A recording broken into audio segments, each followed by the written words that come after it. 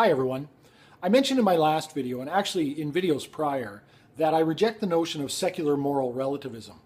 Incidentally, I also reject the notion of theistic moral relativism. More on that in a moment. Now, obviously, we would need to define our terms to make sure we're speaking of the same thing. We'd need to divide off aesthetics. And actually, there's only a few, I would say, morally heavy issues that would require us, sort of necessitate an objective moral standard, a universally applied absolute standard. And generally, when I'm speaking of these moral absolutes, I'm talking about, people put forth these lifeboat scenarios where they say there's only a whole bunch of bad choices.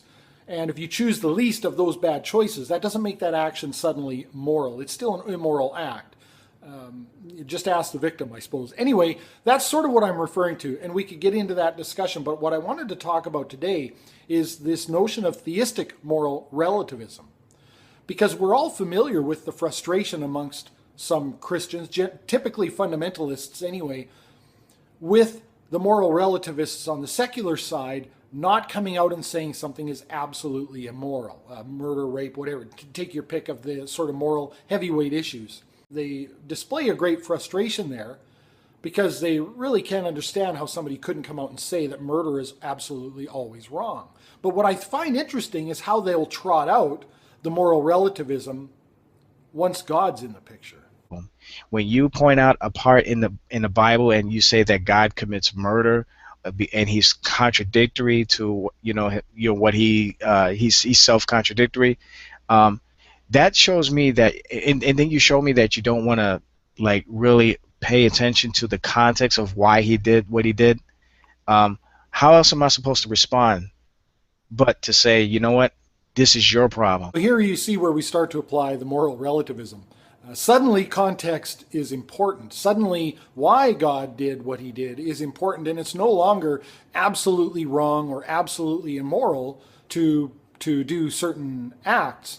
As to it being somebody else's problem, well, this is a concept that's being put forth, and you're telling me that I should accept the concept, and I'm just pointing out some logical problems and some internal inconsistencies with it. So, yeah, it's my problem. It's your problem, too, if you expect me to take you seriously. But to say, you know what, this is your problem. You're the one, you're the atheist. You're the one that has a problem with God's nature. You're the one that has a problem with God's morality. Okay, and I'm willing to show you why God did what he did, but you don't want to listen. You just want to discredit it. So now whose problem is it? It's not my problem, it's your problem. Well, I don't think it's that anyone doesn't want to listen. I think we all actually listen to the concepts. But yes, we are probably going to discredit it or attempt to discredit it if it turns out to be internally inconsistent. If there's some incongruities in there, we're going to probably point that out. And especially when the concept is being put forth as perfect, we're going to say, well, it can't be perfect and have internal inconsistencies at the same time. It says that God has created the heavens and the earth. He has the right to do whatever he wants with the inhabitants of heaven and the inhabitants of the earth. And no one can stop him, and no one can say to him, what are you doing? Well, this is the part that, is sort of, to me, the most honest, is to highlight divine command theory. Of course, this causes other internal problems with saying that God is all just. For God to be just, he would have to follow his own dictates. Again, I've always said moral absolutes are only absolute if they're universally applied. Universally would require it be applied to everyone. Divine command theory, might makes right, do as I say, not as I do, don't cut the mustard when you're talking about ethics. And so once again, it's very easy for me to dismiss your concept of God as internally inconsistent. That we need to be more bold and just say, you know what? Yeah, okay, God kills babies, okay? And if he did, so what? What are you going to do about it? Well, apparently nothing. I mean, there's a nicely thinly veiled might makes right, tough guy attitude coming out there. If God kills babies, what am I going to do about it? There's probably nothing I can do about it except point it out. Now, obviously, I don't believe that God exists. I'm talking about the concept here. But again, if you're going to lay down moral absolutes, the first thing you have to do is abide by them. I have no use for ethics that are not universally applied, because then they're just a set of rules with a bunch of exceptions. They're no longer absolute and they're no longer universal. They're no longer objective. So you want to call God immoral? Okay, so that's going to change his nature. That's going to change his existence. That's going to keep people from believing in God. Actually, yes, it does keep some people from believing in God. In fact, it causes some people to fall out of believing in God because they start to understand the contradictions there. God is all just. God sets down these moral commandments, but then doesn't abide by them. Doesn't apply the universal absolutes to himself. And by definition, he would need to be included in the group of universal sentient life or whatever. And so, yes, this is going to cause people to question his nature and question his very existence and sometimes not believe. I get what you're saying right now, and I better say this because, we'll get another one of those 7-minute clips. You know what I mean?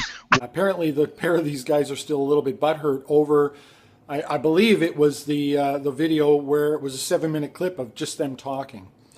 So I guess if you're concerned about the things that are coming out of your mouth, you should think a little bit more carefully about the things that are coming out of your mouth. And of course, that's why he's saying that here just now, because I think there's a part of him that recognizes that what they're saying is kind of awful and inconsistent.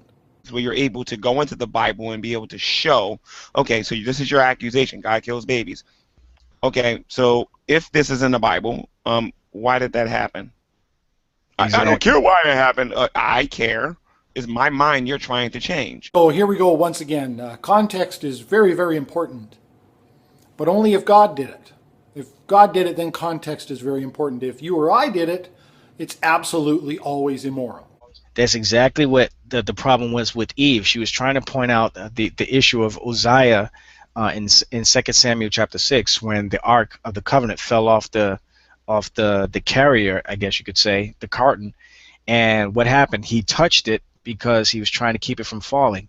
And what happened when he touched it? He died, like instantly. Because why? He wasn't supposed to touch the thing. Yeah. Now, and she asked me, why did he do that? And I gave her the passage, goes back to Numbers chapter 4, verse 15, where God gave a specific commandment for the holy things to not be touched. So Uzziah violated that law, and he was killed instantly. So obviously, I'm glad Veckel brought up this episode about the Ark of the Covenant, because here we see the absolute of these moral pronouncements or these rules, these dictates, right? It doesn't matter the context. It doesn't matter the intent of the person touching the Ark of the Covenant. It's just strictly forbidden. It doesn't matter if he's trying to protect it. You touch it, you're done. God kills a bunch of babies, and suddenly we need to understand context. Suddenly it's very important to understand what was going on. This is theistic moral relativism.